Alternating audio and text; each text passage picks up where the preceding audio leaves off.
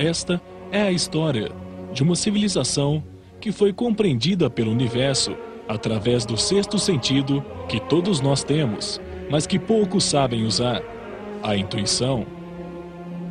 No apogeu de sua cultura, usando a intuição, descobriram 7 leis universais que regem o universo. Isso possibilitou entendê-lo como um todo. O homem de hoje organiza a realidade através da razão, a fragmenta, analisa e tira conclusões que tornam-se definições e que formam as enciclopédias. Essa fragmentação do universo impede que se veja claramente o sentido de sua existência. Por isso a realidade parece injusta e imperfeita, resultado de um Deus mau e rancoroso. Conheceremos lugares misteriosos e fatos inexplicáveis do ponto de vista da história como é contada, e descobriremos coisas que vão além das provas que foram descobertas e narradas por escritores antigos. Cada ser humano tem uma memória individual.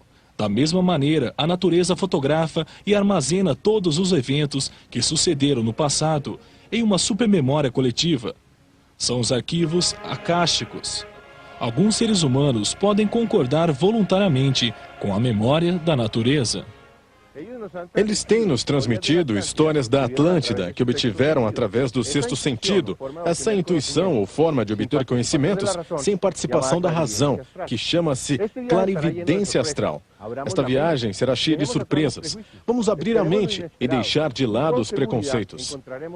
Vamos esperar o inesperado e com certeza encontraremos alguma coisa para cada um de nós. Diz a lenda que no Oceano Atlântico existiu uma civilização avançada que levou seu nome, Atlântida, destruída em uma noite e um dia por um cataclisma global.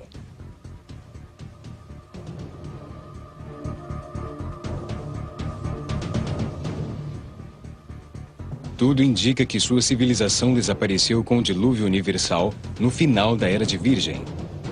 Hoje se fala da nova era, da mudança de peixes para aquário e de energias que chegam do centro da galáxia.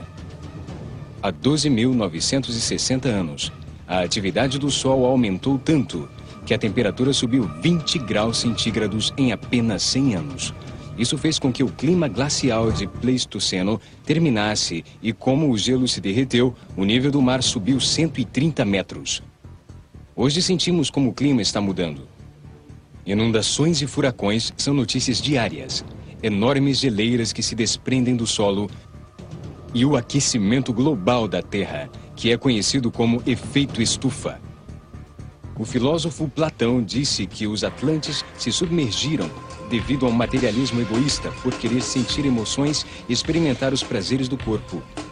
Deixaram-se levar por poderosas forças que os fizeram vibrar em densidades cada vez mais baixas, enquanto se maravilhavam por sua própria criação. Os paralelos entre seu tempo e o nosso são incríveis. Parecia tratar-se de uma segunda oportunidade para os espíritos dos Atlantes. A lenda diz que os Atlantes, convencidos de que a única forma de se viver seria aquela, tornaram-se imperialistas e, com sua avançada tecnologia, quiseram impor sua vontade pela força aos povos vizinhos, provocando guerras que aparecem registradas em todos os livros. Hoje, em nome da democracia, a vontade do país mais avançado da Terra se impõe no mundo todo como se tratasse de uma verdade absoluta. Os Atlantes saíram do espiritual para experimentar a matéria, a sensualidade e a violência, o que acabou por destruí-los. Em troca, o homem de hoje parte da matéria para a espiritualidade e está aprendendo a usar a mente para encontrar seus sentidos superiores.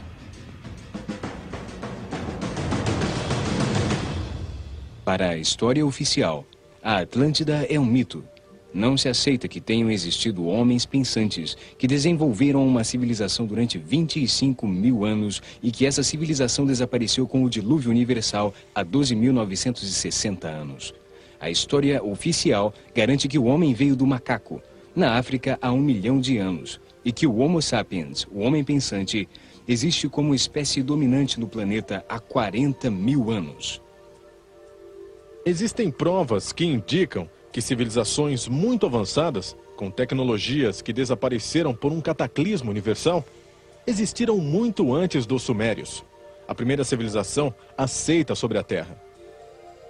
Fica difícil explicar a rápida aparição daquela época tão brilhante da cultura suméria, se não se considerar a possibilidade de um guia que tenha dirigido sua civilização. Os sumérios inventaram e fabricaram o bloco de tijolo cerâmico. Construíram cidades como Erish, Ur, Lagash e Nippur, com palácios e aquedutos. Criaram uma escritura cuneiforme, um sistema de numeração, leis, um sistema religioso e também inventaram a fundação de cobre e estanho para produzir o bronze. A eles é atribuído o conhecimento astronômico mais sofisticado da antiguidade. Essa cultura agrupou as estrelas das constelações que hoje conhecemos e deu a elas o nome que ainda usamos e as localizou no firmamento. Desde o começo dos tempos, a abóboda celeste tem sido motivo de fascinação, mistério e pesquisa para os homens de diferentes culturas. Mas atribui-se aos sumérios os avanços mais importantes. Chamaram de horizonte a linha em que a terra e o céu se encontram. Um ponto de união, onde as estrelas da noite dão passagem aos raios do sol. Registraram o movimento diário do sol, desde quando aparece nesse horizonte, e detectaram que existe um momento no ano em que ele sai, 2 dias no mesmo lugar. Nesses 2 dias, o dia e a noite têm a mesma duração. Esse fenômeno se repete regularmente 2 vezes em cada órbita ao redor do Sol, e o converteram em um ponto de referência que chamaram de equinócio. Com esse ponto de referência, começaram a contar o transcorrer do tempo da Terra. Registraram que a abóboda celeste gira ao redor de uma estrela, a que chamaram polar.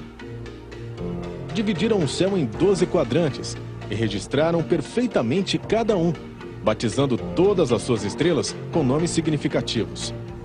Encontraram assim as posições relativas das estrelas, os planetas, a Lua e o Sol, com uma Terra que avança inclinada sobre seu eixo pelo espaço celeste. Todos os conceitos de astronomia esférica, os polos, os eixos de rotação, a eclíptica, os equinócios, os solstícios e o mais incrível é que conheciam o ciclo chamado precessão dos equinócios. É uma medida de tempo bastante grande, 25.920 anos, resultado da volta de todo o sistema solar ao redor de Alcione, o Sol central das Pleiades. A Terra gira 3.600 vezes ao redor do Sol, em cada volta do sistema solar ao redor de Alcione.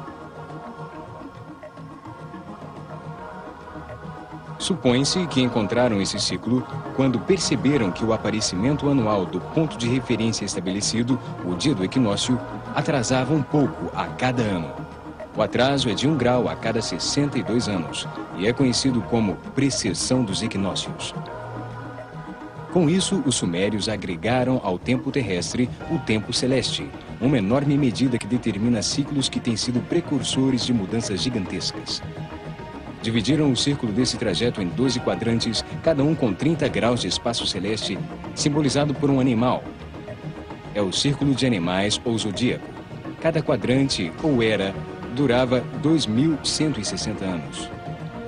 Como é possível que a primeira civilização da Terra tenha conseguido observar e entender esse fenômeno em tão pouco tempo? É possível que tenham recebido informação de sobreviventes de uma civilização anterior. O calendário sumério começou a registrar diariamente desde o ano 4468 a.C., na Era de Touro. Entretanto, eles consideravam que o tempo tinha começado no ano 10.928 a.C., na constelação de Leão, quando a Terra se inundou, salvando-se apenas Ziusudra, o Noé sumério. Curiosamente, os egípcios também começam a contar o tempo a partir desse momento, quando sua terra emergiu das águas. O zodíaco circular encontrado no templo de Dendera confirma isso. A lenda diz que a esfinge tem corpo de leão para assinalar esse marco cataclísmico. e que sua cabeça humana é o símbolo de Aquário, a época em que estamos entrando, para indicar a duração do ciclo.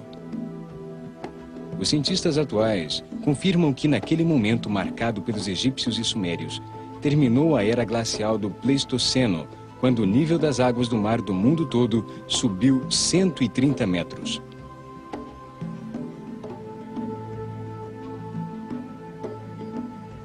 Mas essa não é a única informação surpreendente. Deixaram registrada a existência de todos os planetas, inclusive Urano, Netuno e Plutão, que só foram redescobertos recentemente pela astronomia moderna. De onde teriam obtido todo esse conhecimento em tão pouco tempo? É preciso levar em conta a possibilidade de que tenham tido um guia superior que dirigiu seu desenvolvimento com base em informação de uma civilização anterior. A resposta a essa questão encontra-se nas placas de barro sumérias, junto com a primeira escritura conhecida. Mas nos negamos a aceitar isso. Eles falam de Utu, um povo mais antigo que existiu antes do dilúvio, com habitantes saudáveis que praticamente não envelheciam. Uma sociedade modelo de equilíbrio e justiça. O rei Hammurabi, em seu famoso código, também confirma a existência de uma civilização mãe desaparecida. Diz textualmente que ele entende as enigmáticas palavras entalhadas em pedra dos dias anteriores ao dilúvio, o que indicaria que antes existiram escritas, linguagem e escritura. A informação sobre a existência da Atlântida está envolta em mito. É preciso abrir as fronteiras da mente para aceitar os indícios misteriosos que a história nos conta. Vamos ouvir todas as lendas e todas as histórias, que por mais estranhas que pareçam, podem nos levar a entender a mente do Criador e resolver o maior enigma de todos: o propósito da nossa existência. De onde viemos? Como temos progredido? A Atlântida realmente existiu? E para onde estamos indo?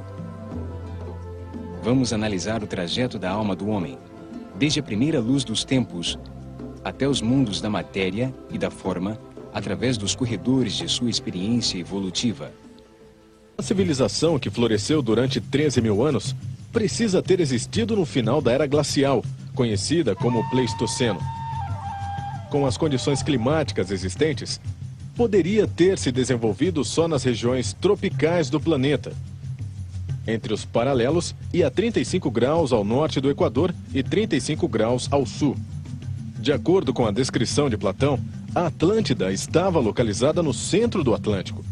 Esse continente perdido estaria sem dúvida no lugar ideal. O vale fértil entre o Tigre e o Eufrates, na Mesopotâmia, onde a Suméria floresceu, e o vale do rio Nilo, no Egito, seria o segundo lugar onde poderia ter existido uma civilização anterior ao dilúvio. O vale do rio Indus, na Índia, e o vale de Yangtze, na China, também tinham um clima e as condições necessárias. Na América do Sul, naturalmente, o lugar ideal seria ao redor do lago Titicaca, entre Peru e Bolívia. Curiosamente, sobre o paralelo a 30 graus, estão situadas as cidades sagradas mais antigas e importantes, como Heliópolis, no Egito, Éride, nos tempos dos Sumérios, Persépolis, na Pérsia, Harappa, no Vale da Índia, e Lhasa, no Tibete. Nesses locais encontram-se as maiores evidências, atualmente, de uma civilização anterior. Fica claro que a cultura suméria foi guiada por conhecimentos de civilizações anteriores. Da mesma forma, a cultura egípcia, que também desenvolveu conhecimentos incríveis em um espaço de tempo muito curto. Algo comum a todos os lugares anteriores à Suméria é que seus monumentos foram construídos com pedras gigantescas, que chamamos de megalitos. Essas pedras enormes eram cortadas, transportadas por grandes distâncias e depois unidas uma à outra, colocadas nos locais com muita precisão, usando uma tecnologia desconhecida atualmente. Pedras imensas, já descritas como antigas nos mais antigos textos existentes, encontram-se em Baalbek, Líbano, e entre os rios Litani e Orontes, no Vale Fértil de Beca. São 3 lousas de pedra cortadas, as maiores e mais pesadas do mundo. Chamam-se trilitos.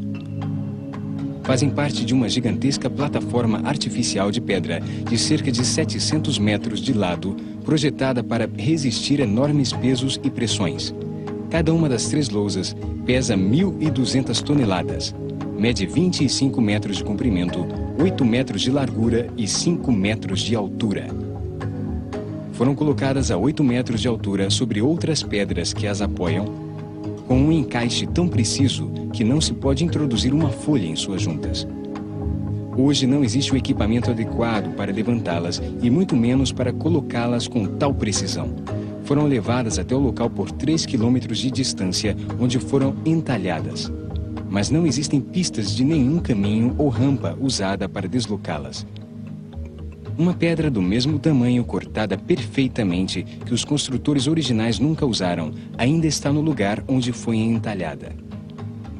La Grande Terraza está perfeitamente alinhada ao Sol para registrar seus movimentos. O mesmo acontece com todos os templos antigos construídos com megalitos. Isso é uma prova do grande conhecimento astronômico de seus construtores. Escavações arqueológicas mostram que o lugar sempre foi sagrado. Sobre a plataforma, vários templos foram construídos, o mais antigo sumério, depois um assírio dedicado a Baal, outro persa dedicado a Mitra, o distribuidor de luz, e finalmente o grego. Por último, no ano 63 a.C., os romanos, baseando-se nesse lugar inexplicável, construíram o maior templo do mundo com um oráculo que era visitado até pelos imperadores. Era uma das maravilhas do mundo antigo. O maior templo de todos os seus domínios, dedicado a Júpiter. Ao seu lado havia um templo menor dedicado a Baco, ou Dionísio. Outro mistério é que na superfície da plataforma perceberam que parte das lousas estava vitrificada, derretida devido a um enorme calor. O investigador Zecharia Sitchin usa como prova as barras de argila sumérias para afirmar que Baalbek era uma plataforma de decolagem e aterrissagem das naves de uma civilização avançada e muito antiga. As peças de barro dizem que Enki, um ser que veio do céu, foi quem os ensinou a fundir os metais. É você que purifica o ouro e a prata, mistura o cobre e o estanho. Sitchin ressalta que as enormes plataformas de Baalbek estão situadas na mesma linha da Grande Pirâmide de Giza. Suas 2 companheiras e a única esfinge formam um corredor de aproximação com o Monte Arará, o mais alto de todos do Oriente Médio, como o ponto principal. A Grande Pirâmide e o Monte de Santa Catarina, o mais alto e visível do Sinai, seriam os faróis de aproximação da plataforma de aterrissagem em Baalbek.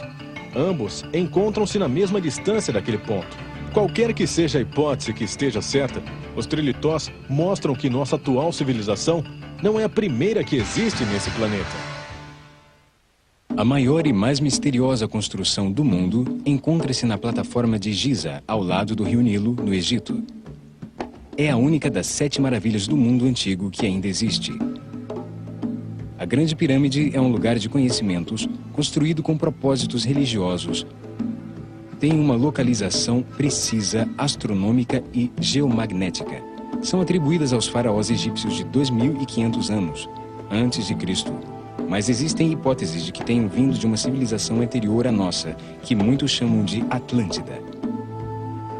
Seu vértice está a 30 graus exatos de latitude paralela ao Equador e sobre 29 graus, 58 minutos e 51 segundos de longitude a leste de Greenwich.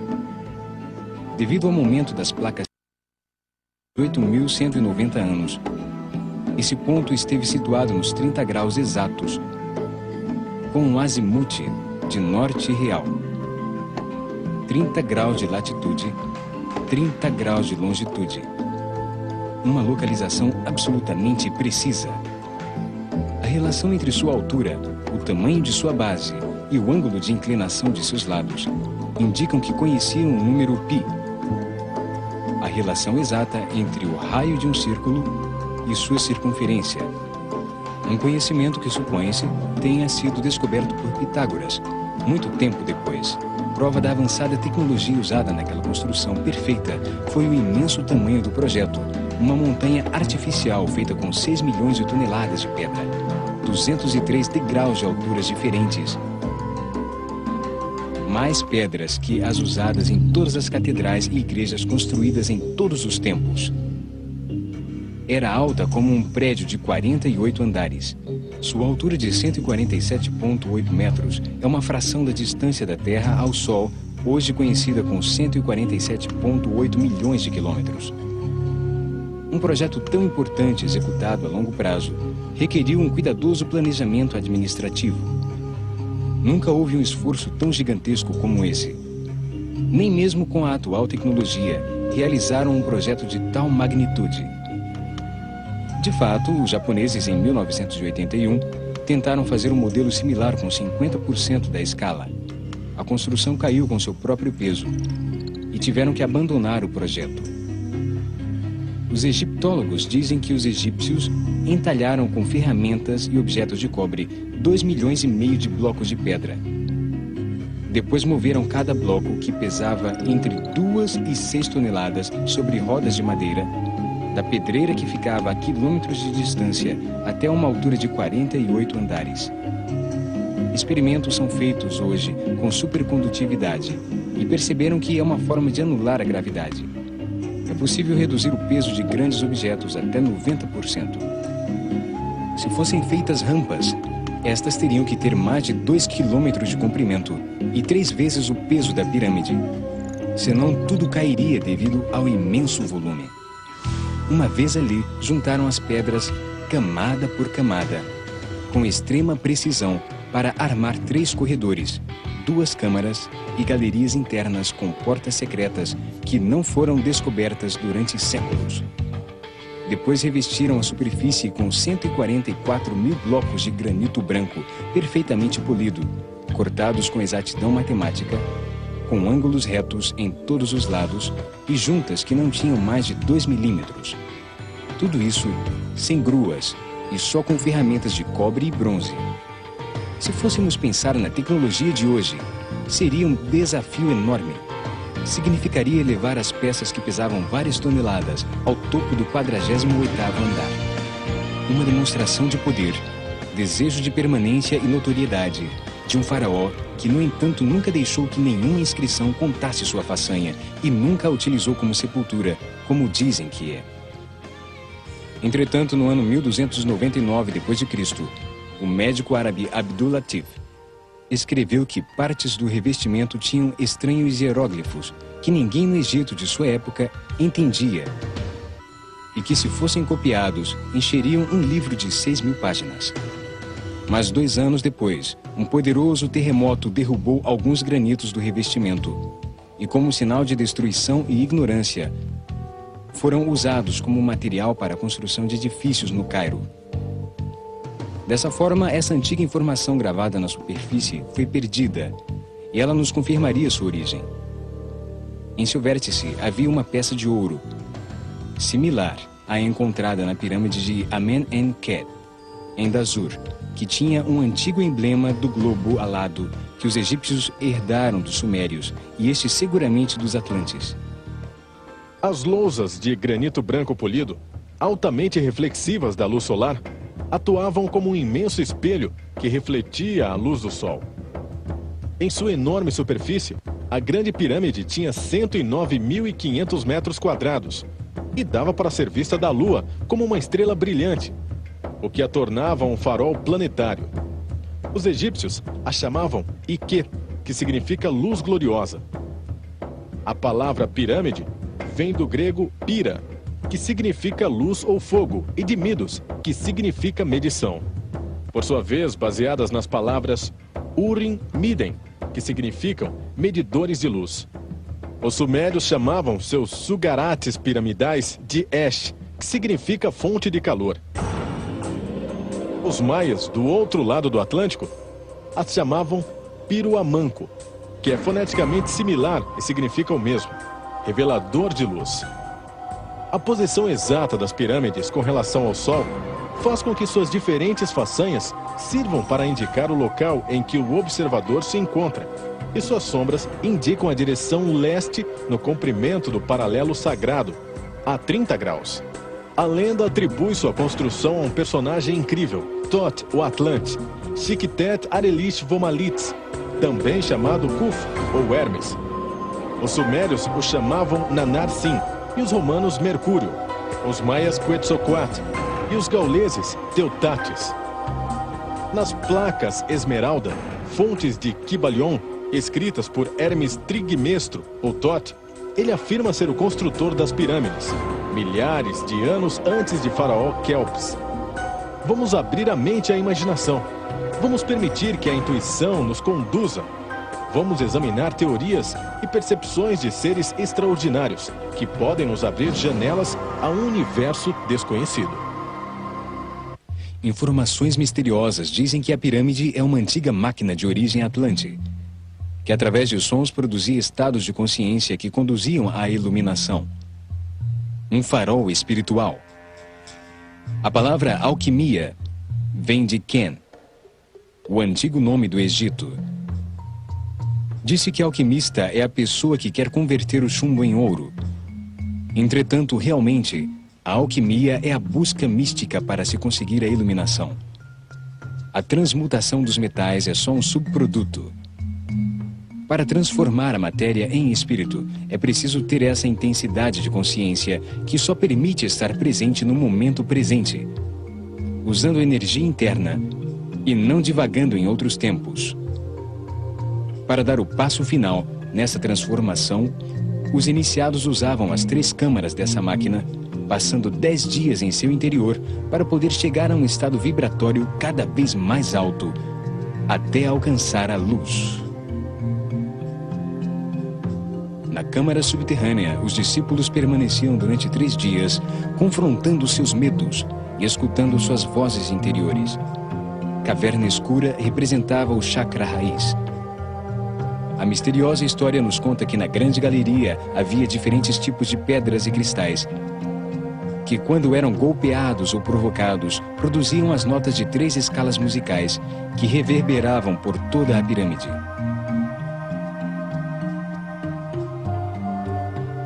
Na segunda câmara, chamada Del Rey, tinha uma urna, feita em um só bloco de granito, duro e vermelho.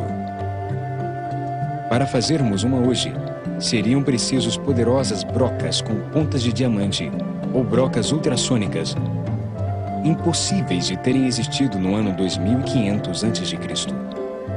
Suas medidas implicam em profundo conhecimento matemático.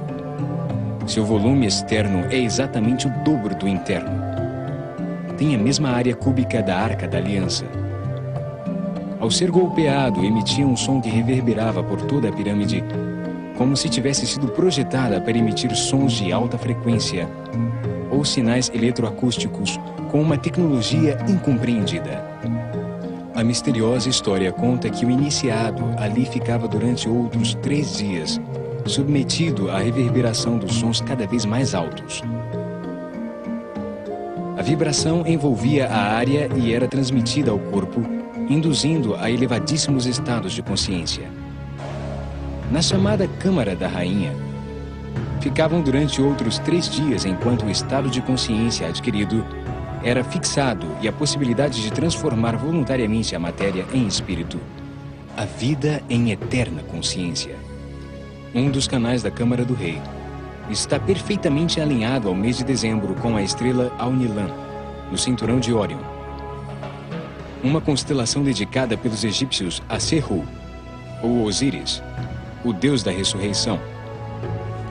O outro canal alinha-se com a estrela mais importante para os egípcios, Sírio, que quando aparecia antes do Sol, indicava que o Nilo iria se transbordar. É evidente que, apesar de se atribuir a diferentes construtores, as pirâmides foram projetadas como um todo, para propósitos religiosos e astronômicos. As 3 pirâmides estão perfeitamente alinhadas entre si. E como grupo coincidem exatamente com a disposição e planta das 3 estrelas no cinturão de Órion.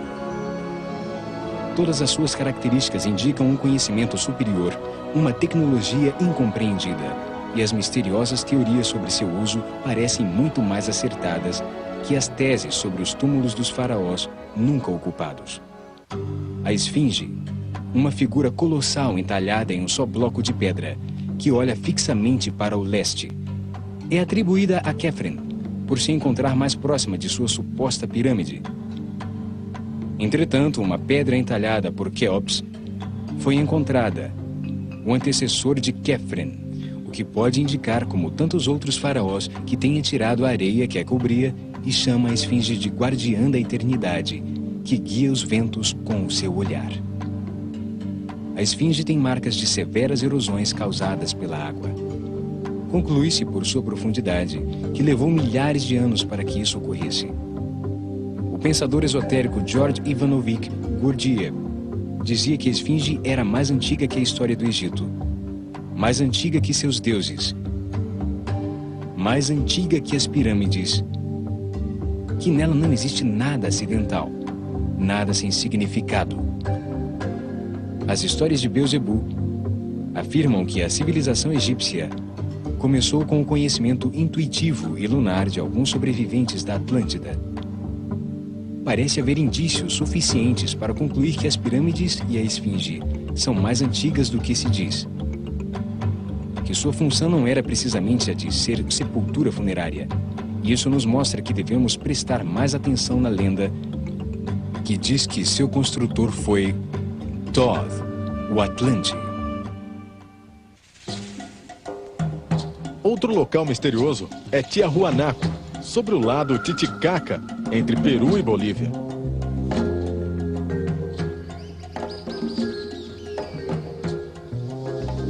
Foi construído com louças gigantescas de pedra cortada, como a da Porta do Sol, entalhadas e unidas com tanta precisão que entre suas juntas não entra nem uma agulha.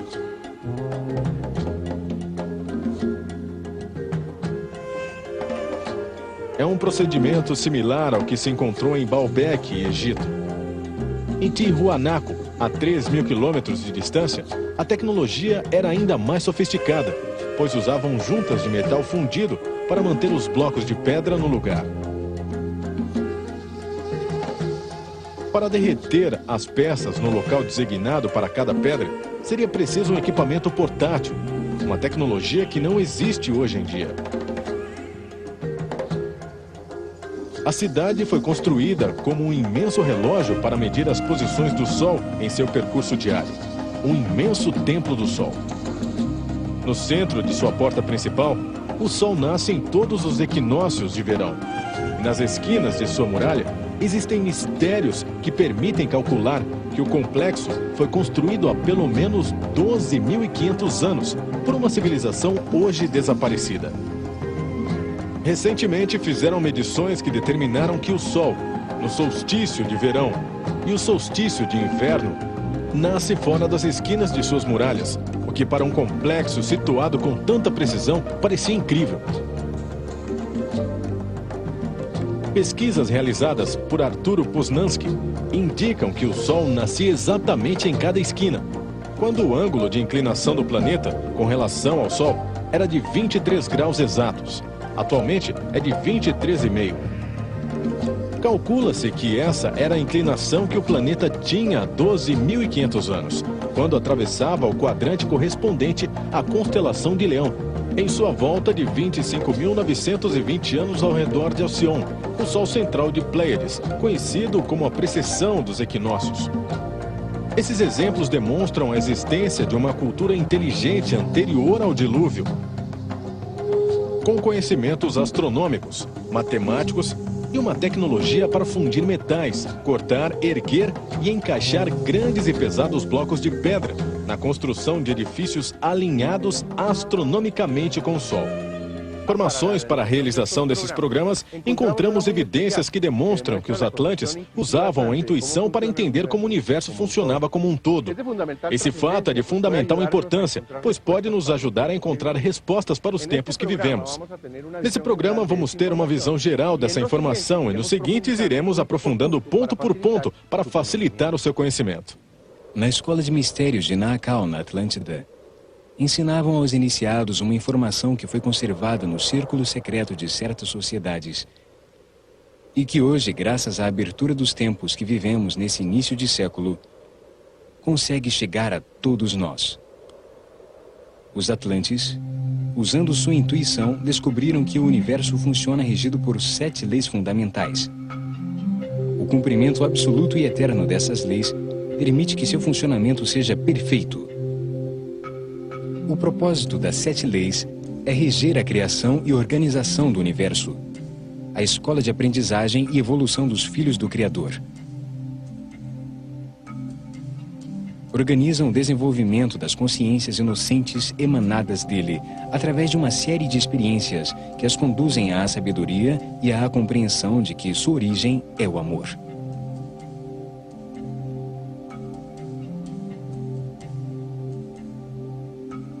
Organizam o espaço, a dimensão ou a realidade em que a consciência contida em um corpo pode experimentar.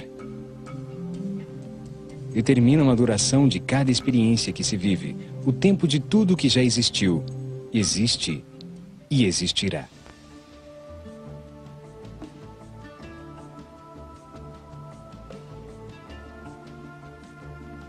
As 7 leis organizam as consciências que descendem de Deus para a matéria, com o objetivo de viver experiências que permitam obter sabedoria, compreensão sobre o universo e paz causada pelo amor.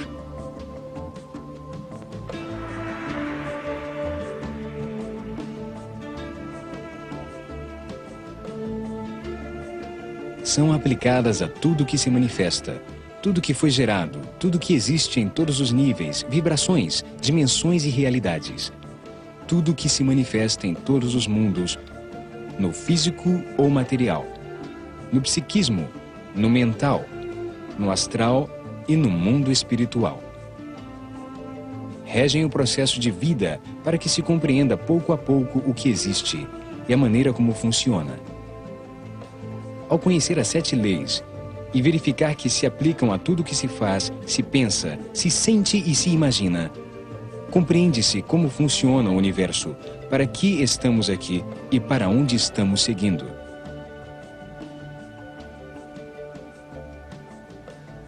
Compreender o universo como uma unidade é fundamental para aceitar sua perfeição divina. Isso ajuda que o homem entenda a si mesmo, ainda que em sua forma racional e fragmentada de receber a informação. Ao conhecer e compreender as 7 leis, as regras do jogo com as quais vivemos nesse mundo ficam claras e não existe mais ignorância. Enquanto as leis não forem conhecidas, são violadas sem saber, e isso produz sofrimento. Mas não conhecê-las não quer dizer que não sejam aplicadas. Uma criança assimila a lei física da gravidade ao experimentá-la. Ela cai e sofre as consequências. Isso permite que tome consciência e que evite o sofrimento produzido numa nova queda. Sofre porque vai inocentemente contra as leis. Isso permite reconhecê-las para que, ao agir, deixemos de transgredi-las, o que nos libera do sofrimento e da ignorância. Trata-se de um processo de evolução que leva diferentes tempos para cada indivíduo e que está perfeitamente projetado pelo Criador. Durante muitas experiências, lei por lei, são aprendidas, ascendendo a pirâmide da evolução espiritual. As 7 leis fundamentais são exatas, eternas e imutáveis. Regem um processo de transformação e mudança permanente, sempre ascendente, para todos os seres vivos em suas múltiplas experiências. Nada existe fora da lei, porque o universo se destruiria. Não existem exceções nessas regras. Isso quer dizer que, ainda que pareça absurdo ou injusto, ocorre dentro das leis que regem os processos de transformação e mudança constante do homem. Tudo que existe e acontece é perfeito, tem um propósito e uma função específica. As 7 leis têm uma estrutura hierárquica piramidal.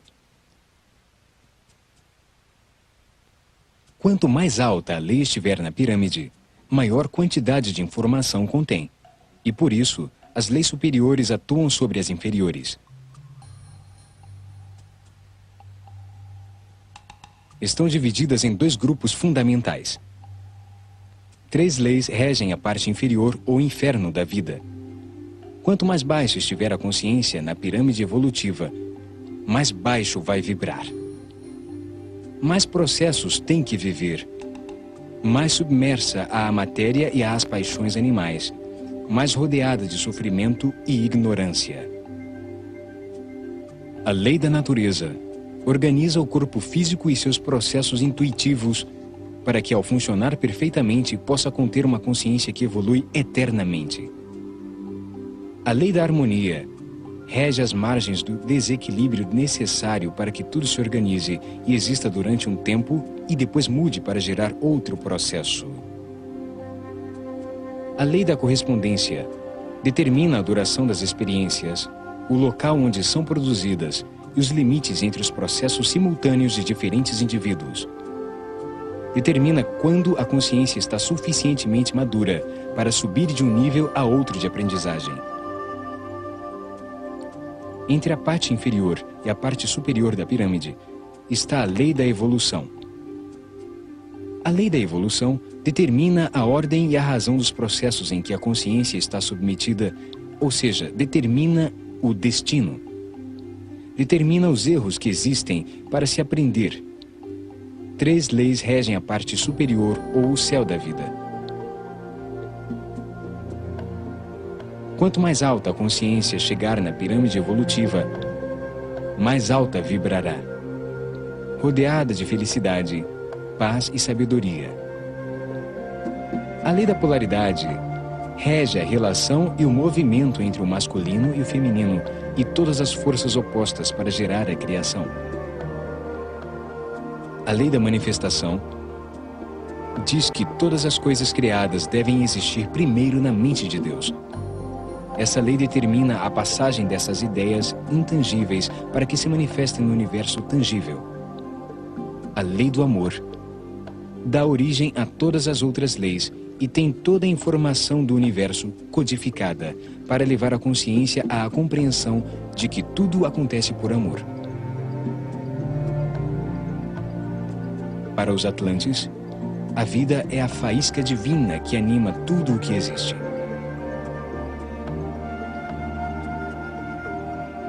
O trajeto da base ao topo da pirâmide é o processo para que a consciência alcance a total compreensão da criação e a perfeita ordem do universo.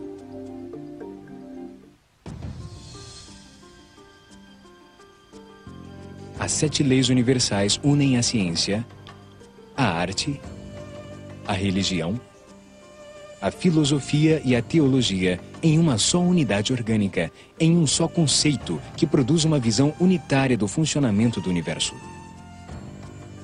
Os Atlantes compreenderam que a vida é eterna, para que a consciência evolua e adquira em seu percurso pelas diferentes experiências a sabedoria que permite compreender que absolutamente tudo existe por amor. O céu é realmente a chegada na parte superior de um processo, quando já não existe mais possibilidade de sofrimento, porque nesse nível de consciência o triângulo inferior já foi superado. As leis inferiores que regem o inferno da vida já não operam mais. Sob a ação direta da lei da evolução, onde há diferentes circunstâncias de aprendizagem que suportam a dor física e o sofrimento emocional. O céu e o inferno não são lugares físicos, e sim mentais, que determinam um estado interno e uma atitude frente à vida, de sofrimento ou de prazer.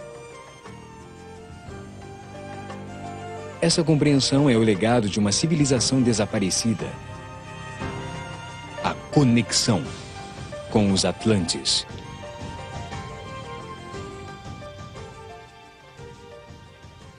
Iniciamos um trajeto que irá nos levar a Poseidon, a capital da Atlântida.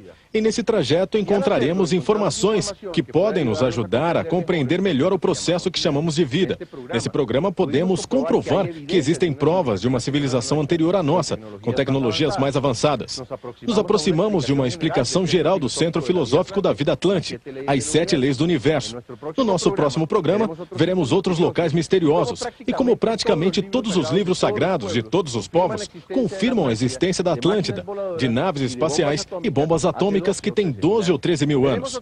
Conheceremos outras provas muito claras com o único propósito de abrir a nossa mente para sermos mais flexíveis ante uma realidade que não conhecemos. Vamos ver também o que significa a lei da natureza.